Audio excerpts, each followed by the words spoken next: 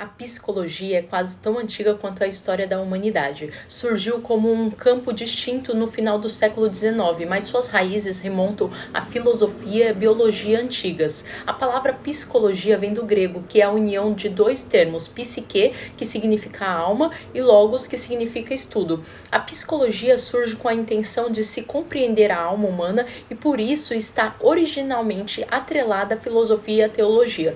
Desde o princípio da história, o homem tem se preocupado em conhecer e compreender a si mesmo. Sócrates, filósofo grego, disse uma frase há 400 anos antes de Cristo: conhece-te a ti mesmo. Existem escritos anteriores a Sócrates que já revelam tal preocupação. A Bíblia é um livro que contém muitas narrativas na qual se colocam questões de caráter psicológico, como, por exemplo, o livro de Jó e o de Salmos.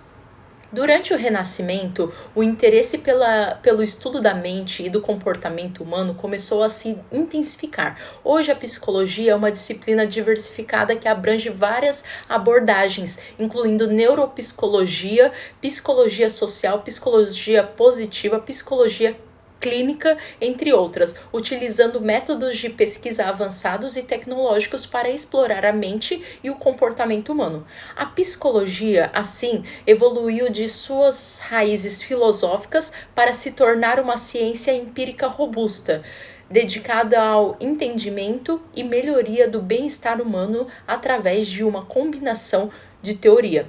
Dentre as principais abordagens psicológicas estão a psicanálise, por exemplo, que é uma das principais abordagens psicológicas. Ela tem o foco em explorar o inconsciente, os conflitos internos e as influências das experiências da infância. Outra abordagem é o behaviorismo, termo derivado do inglês behavior, comportamento. Essa escola importa-se basicamente com o condicionamento do comportamento e entende que a mente humana é uma fábula rasa, sobre a qual vai sendo modelada a conduta. Estuda o comportamento observável e como ele é influenciado pelo ambiente, ignorando estados mentais internos. Essa escola de psicologia ficou conhecida como comportamental, que descreve quase que acidentalmente, pois seu campo de estudo não era a psicologia, e sim a filosofia, um comportamento animal que ficou conhecido como reflexo condicionado. Já a terapia cognitivo-comportamental difere da terapia comportamental por entender que as cognições, percepções, pensamentos e crenças têm influência direta na expressão da conduta. Uma diferença marcante entre a terapia comportamental e a terapia cognitivo-comportamental está no conceito de cognição, pois para a primeira escola, o termo significa um comportamento encoberto, enquanto que para os cognitivos comportamentais trata-se de um evento mental, sendo o comportamento. Outra abordagem é a psicologia humanista. Como o próprio nome já sugere, essa escola de psicologia propõe que o ser humano seja protagonista de si mesmo, possuindo o que os teóricos denominam de forças autorrealizadoras que precisam ser liberadas para que o sujeito se desenvolva em todo o seu potencial, o que não ocorre somente por causa de fatores limitantes que o impõem. Um dos conceitos mais interessantes, na minha opinião, é a motivação. A palavra motivação é o que impulsiona a ação. A motivação depende de estímulos diretos externos, os quais são mais fortes quando o reforço do estímulo é o prêmio e o castigo. O castigo constitui um estímulo na aprendizagem dos animais, mas para nós, seres humanos, o elogio e o prêmio parecem ser incentivos mais fortes que a reprovação e o castigo. As motivações emocionais estão diretamente ligadas às intelectuais, ou seja, interesses ideais e propósitos. Na realidade, apenas podem ser separadas didaticamente. Muitas vezes, uma pessoa tem o desejo de realizar algo para evitar uma punição ou para conquistar uma recompensa. Nestes casos, a iniciativa para a realização da tarefa não partiu da própria pessoa, mas de um terceiro que a estimulou de alguma forma para que ela se movimentasse em direção ao objetivo pretendido. A pessoa não teria caminhado em direção ao objetivo caso não houvesse a punição ou a recompensa. As pessoas podem também agir levadas a um impulso interno, por uma necessidade interior. Nesse caso, existe vontade própria para alcançar o objetivo, existe a motivação. Entretanto, é curioso observar que algumas pessoas perdem o interesse em uma atividade precisamente quando começam a ter sucesso e então partem para outra atividade. Neste caso, podemos afirmar que o interesse não está relacionado com a atividade como tal, mas com um impulso para a realização. Assim que um desejo é satisfeito, outro explode e assume o seu lugar. Sobre o modelo sistêmico, é uma nova maneira de perceber o mundo e suas relações, uma nova forma de pensar que significa uma ruptura com as formas anteriores de forma da ciência.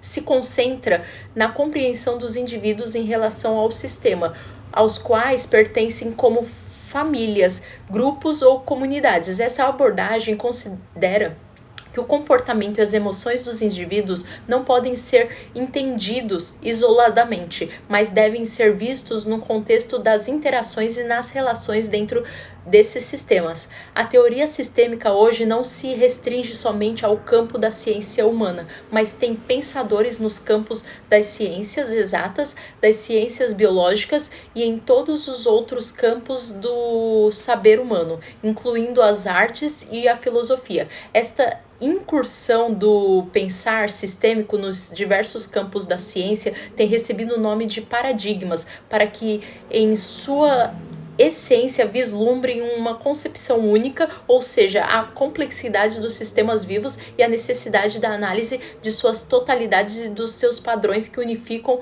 esta totalidade.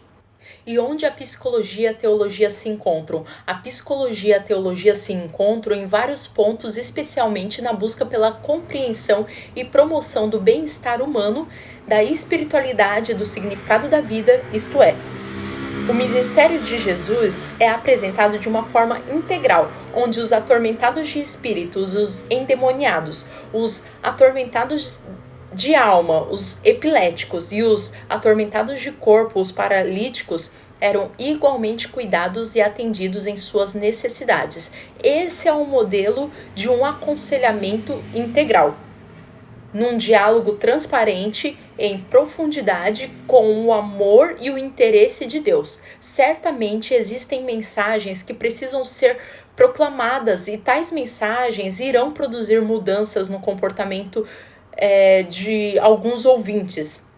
Todavia, numa mensagem de púlpito ou num estudo bíblico, as necessidades são abordadas de forma genérica e o sofrimento particular muitas vezes não é tocado. As pessoas cometem erros, mas isso não nos autoriza a impor juízos sobre o erro dos demais. Antes, devemos recordar que somos todos feitos do mesmo barro.